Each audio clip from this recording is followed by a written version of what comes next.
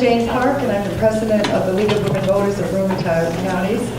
The League, as you know, is a nonpartisan, multi-issue organization of men and women committed to promoting informed and active citizenship and participation in government. One of the ways we do that is through programs like this, educational forums on major public policy issues. So we are very pleased to have had this opportunity to co-sponsor this event with VeRSE. We welcome you, and we're going to have a very informative meeting. Thank you.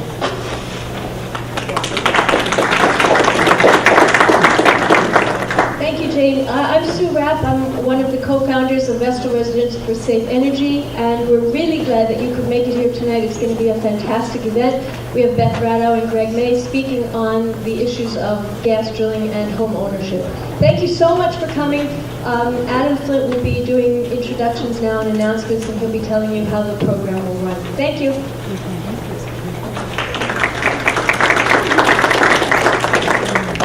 Our first speaker is Greg May. He's the Vice President of Residential Mortgage Lending at the Tompkins Trust Company. He joined in May 2008 in that organization. He's been in the field for 40 years. Before joining Tompkins Trust, he was Senior Vice President of Residential Mortgages for NBT Bank in Norwich. Previous to this, he was Senior Vice President at the OCNB Bank in Oswego.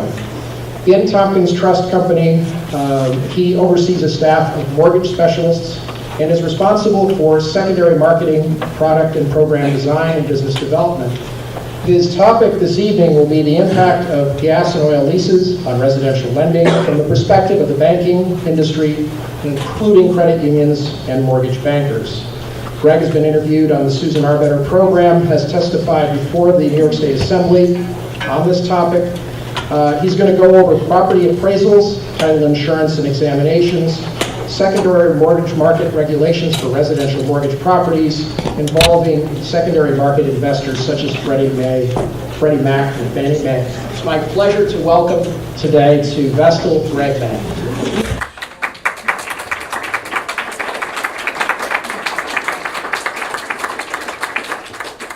Thank you very much. Thanks. And, all these introductions make me a little bit humbled. I start thinking I've been in this business for 40 years.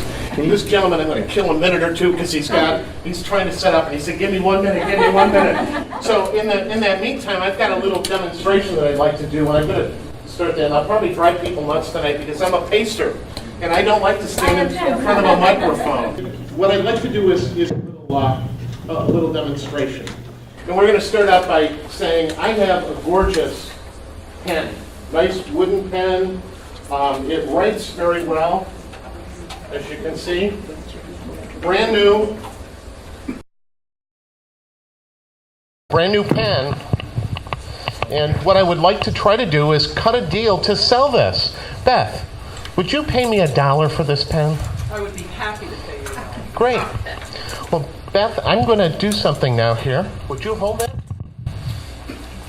I'm going to take this ink refill out after we cut the deal, and I'm going to give Beth that pen for the $1 she paid me, but I'm going to retain the ink refill.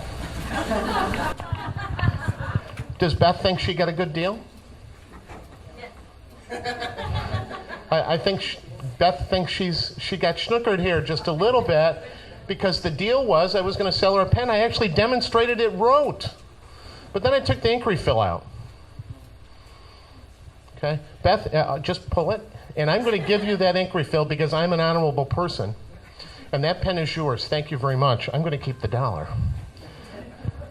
That's a little bit like what happens when a bank puts a mortgage on a piece of property and then the borrower leases, gives away all those minerals that were part of the original deal that was struck with that lender.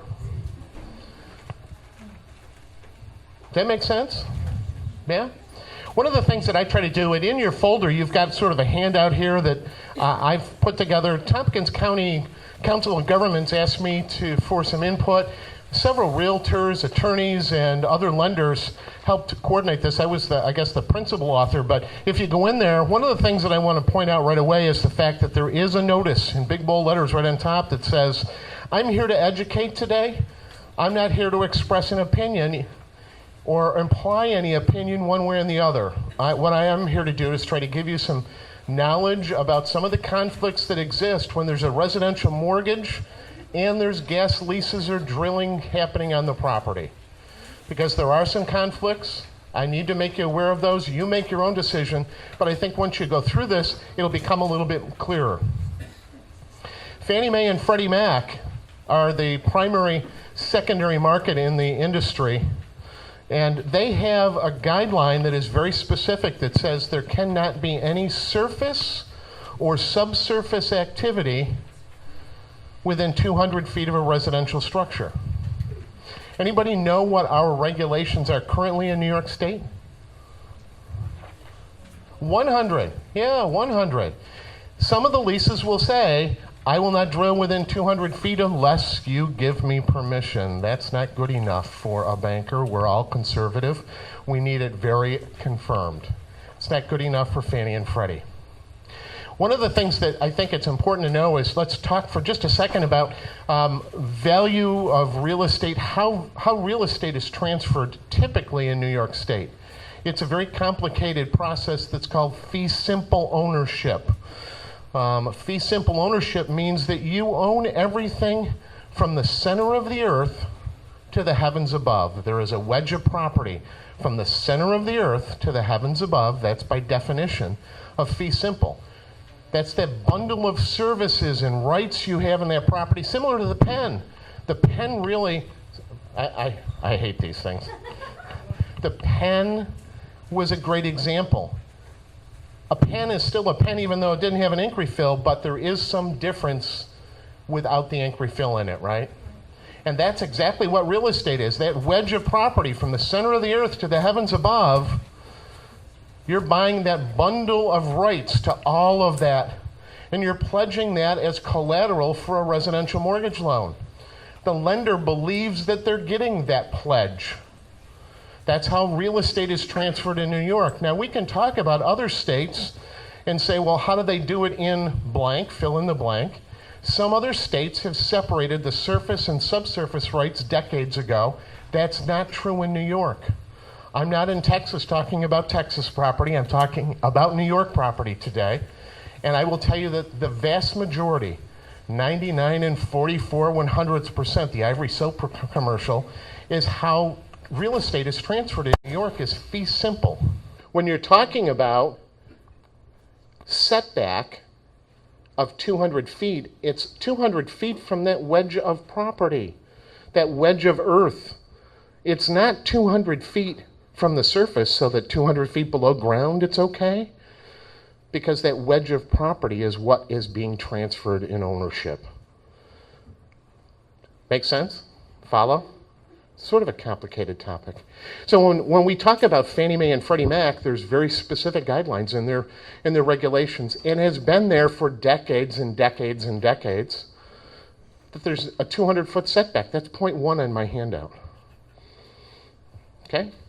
Point 2, title insurance. There is a caveat in the Fannie Mae and Freddie Mac guidelines that say, if you can get affirmative title insurance coverage, that affirmative title insurance coverage would allow you to invade that 200 feet setback. What I'm saying is that there is not any affirmative coverage. I know there are some legal counsel out there who say, well, there's an environmental endorsement called an Alta 9 in New York. The cost of that endorsement is, it's either $25 or 10% of the cost. I can't remember off the top of my head, but it's very nominal. And if you look at an Alta 9 endorsement to title insurance, if you read it, it's really to replace or repair damage to trees, shrubs, things like that. It's not to take care of the full damage loss that might occur in a catastrophic issue. It's not what's considered in Fannie Mae, Freddie Mac, the secondary markets guideline, as affirmative coverage. That's point number 2. Number three, one of the things that we find in appraisals to appraise property value in New York, it's probably similar all the rest of the country as well, but we'll talk about New York. An appraiser, a licensed appraiser in New York State, will go look for 3 similar properties that have sold within 1 to 5, maybe 10-mile radius in between 6 months and 1 year. And they'll compare this 3-bedroom, 1.5 bath house to 3 other 3-bedroom, 1.5 bath houses and say, what did those 3 sell for? That's probably a good indication of what this one will sell for. The unfortunate thing is, if we have a lease on any of those, it's very difficult for the appraiser, it's near impossible, for the appraiser to determine 2 things. One, the existence of a lease. There's no easy way for an appraiser. They can't go to the multiple listing service and say, that property had a lease. They would have to do a title search, which would add huge cost to transfer of ownership in residential property, because each title search has a cost. They can't go, and even if they could do a title search, excuse me, many of the leases that are recorded are just memorandums of lease. Memorandum of lease just says, I, the gas company, have a lease on 123 Main Street. There's no terms or conditions, so it's very difficult to determine whether they got paid $5 an acre, $50 an acre, $500 an acre, whether they got royalties at one level or the other, so it's really difficult to determine what that impact to value is. So an appraiser could not fulfill the requirements of traditional residential financing by finding 3 similar sales if they're not sure they can identify that all of those properties had the exact same terms on a lease.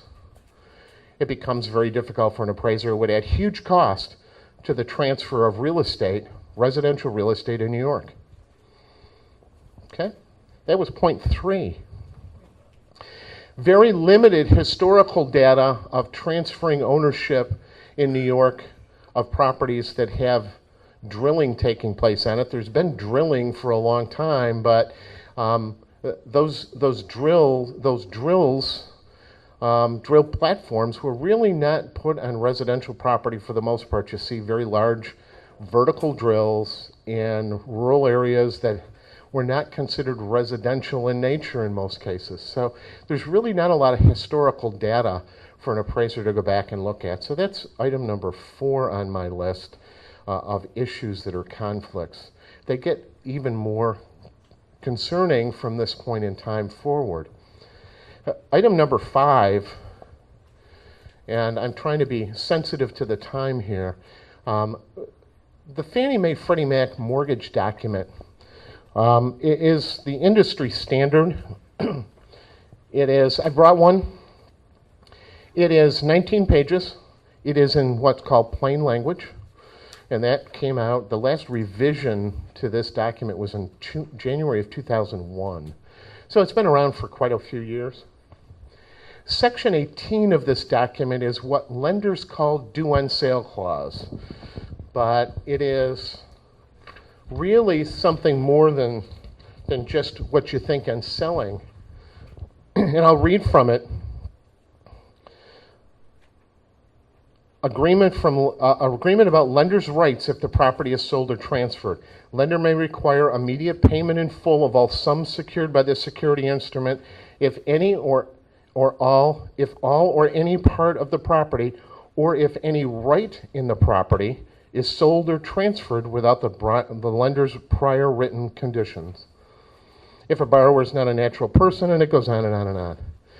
Basically, that says that if you have a residential mortgage on your property, you have pledged that property as collateral and agree that you would not lease that property on a permanent lease, even a temporary lease, without without the lender's prior written permission. I will tell you that that's probably not taken place very often. Many people don't know that they needed to ask their lender for permission. So they may have signed a lease because of whatever reason, and that is in technical default under the terms of the mortgage. Now, no lender in their right mind wants to consider anybody in default. But at the end of the day, you've made a pledge that you would not give away any rights, titles, or interest in that property to any other source without the prior written consent of the lender. So that's a real serious issue. Fannie Mae and Freddie Mac, because of that fee simple ownership, they believe that they're getting that whole core as collateral, and if you then pledge that as collateral and then give away part of it, they don't have for collateral what they thought they had. Make sense? Section 21, which is the next bullet point on my list, I think it's number 6. Section 21 of the standard Fannie Mae Freddie Mac document, which I will say that is used probably by 95% of the lenders in the country. Even if they're not selling in the secondary market, it's an industry standard document. There's probably very rare that you'll find a lender that does not use that standard document.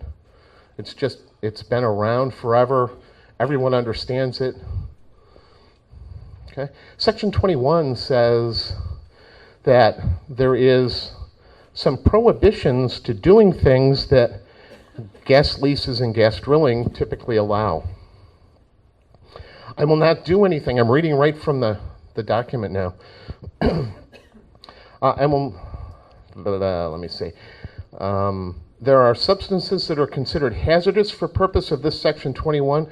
Those substances are gasoline, kerosene, other flammable or toxic petroleum products, toxic pesticides, herbicides, volatile solvents, materials containing asbestos, and it goes on and on and on and on. I will not do anything affecting the property that violates any environmental law, and I will not allow anyone else to do so.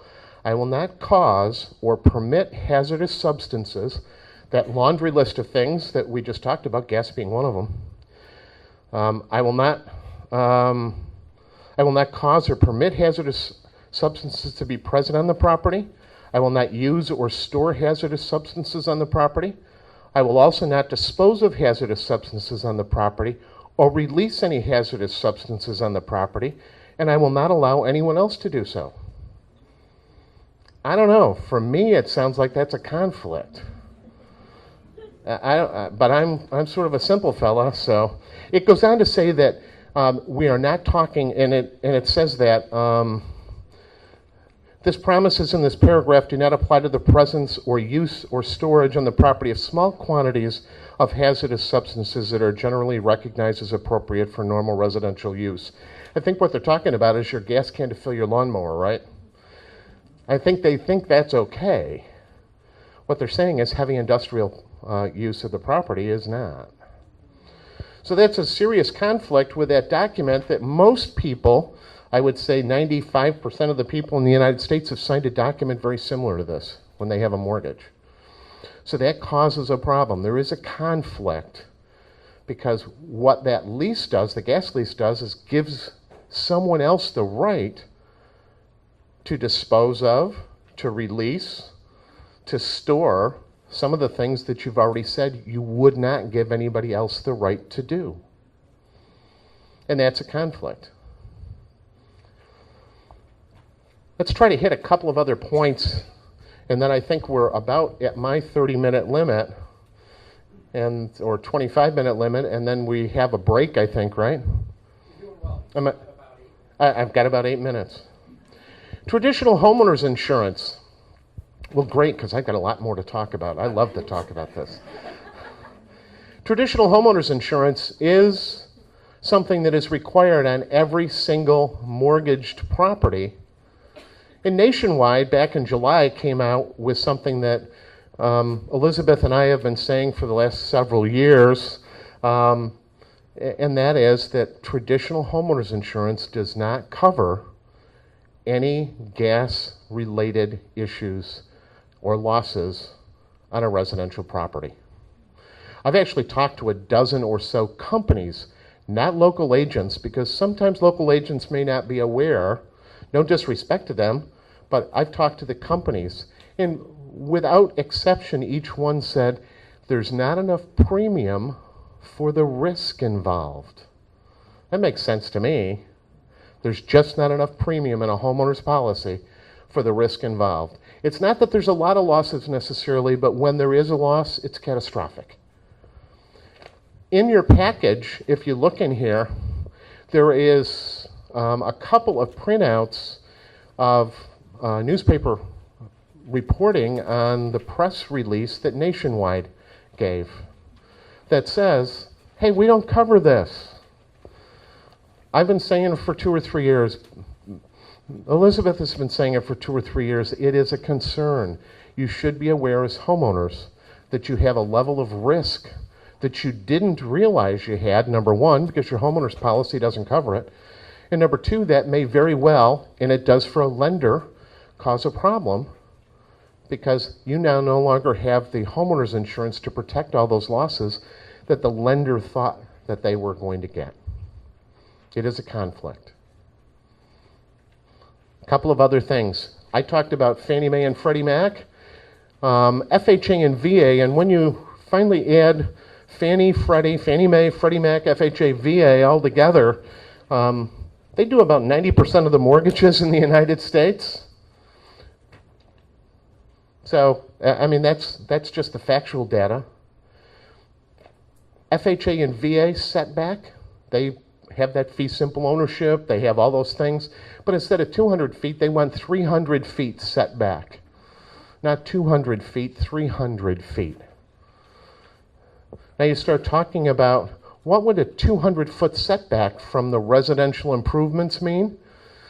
It would go about 250, it's about 450 by 450, right? If you've got the property in the center and your improvements, your well, your septic, and you're going 200, 200, 200, 200, let's say this area is 50 foot by 50 foot, you'd be at 450 by 450.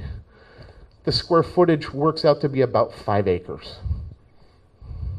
If you take this and go 300 feet in each direction, you now have about 650 by 650. Anybody got any idea? I'm a math guy, so. It's just under 10 acres. It's about 9.5 acres. So that'll give you an idea of the setback that's required under the guidelines. Pretty significant. It's not just little pieces. A couple of other things that I gave you in the handout here, and again, I'm here to educate, not to draw conclusions. You draw the conclusion based on the information that you have, factual data. This letter is to Maurice Hinchey, U.S. House of Representatives, and Maurice wrote the Federal Housing Finance Agency and said, tell me, what are the guidelines? And you'll look in here, and in that letter, and you can read it at your own perusal, it talks about that 200-foot setback. It talks about the fact that the lender must meet all the requirements of the guidelines for Fannie Mae and Freddie Mac, including appraisal issues. We talked about the difficulty of getting an appraisal.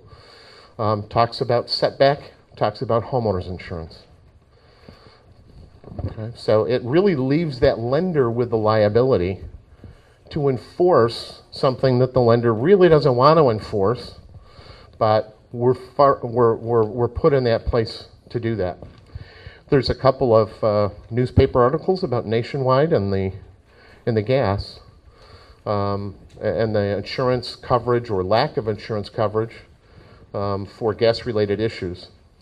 The last 2 pages, and I copied these front to back, or somebody did, I think. Maybe they didn't. I don't know.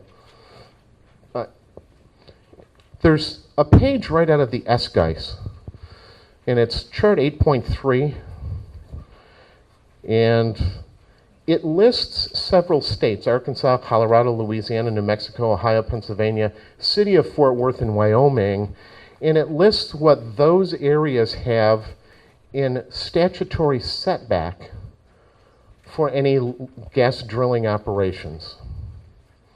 And I look at this, and I go down through and say Arkansas 200 feet, Louisiana 500 feet, New Mexico 300 feet, Ohio 100 like New York, Pennsylvania 200 feet.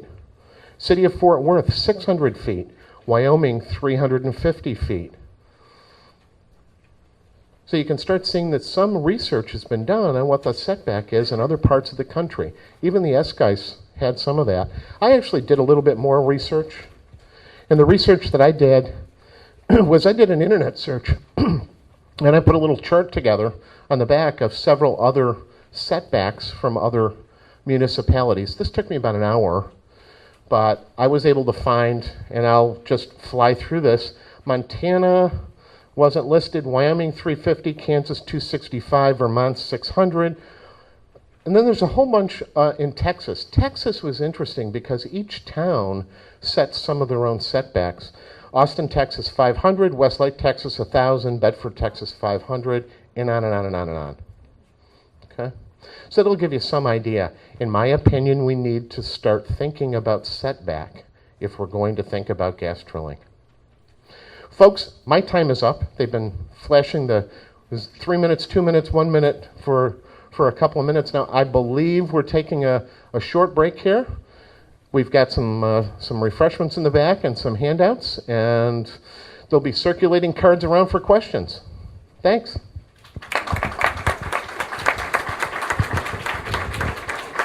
So we'll be returning to our second speaker at about 7:15.